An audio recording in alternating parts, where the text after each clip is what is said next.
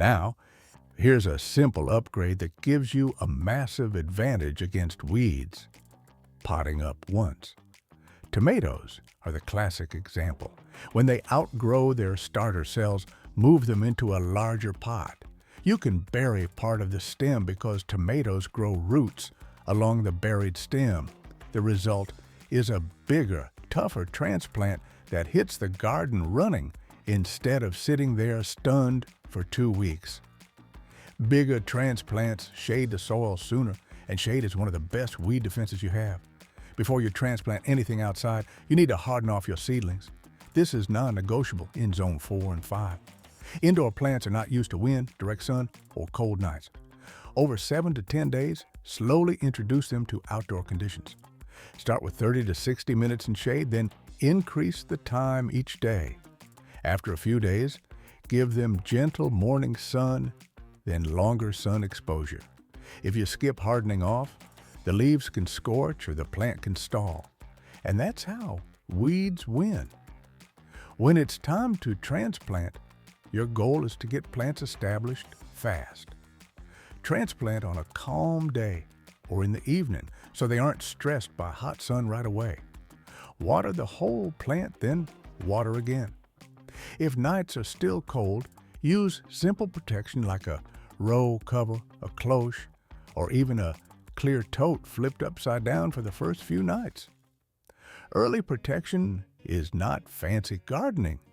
It's just buying your plants time to take root. Now, let's talk soil without making it annoying.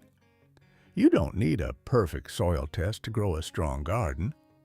Most spring gardens fail for 3 boring reasons. The soil stays too wet, the soil is too compacted, or the soil is low in organic matter. The easiest fix is adding compost. Compost improves drainage in heavy soils, and it helps sandy soils hold water longer. Think of compost as the buffer that makes your garden forgiving.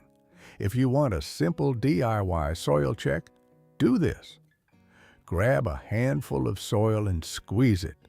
If it forms a tight, muddy ball and stays that way, it's heavy and needs compost and aeration. If it won't hold together at all, it's sandy and needs compost for moisture retention.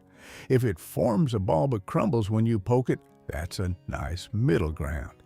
Either way, compost helps. For nutrients, keep it simple. In spring, you can mix in compost plus a basic all-purpose garden fertilizer, then mulch after planting.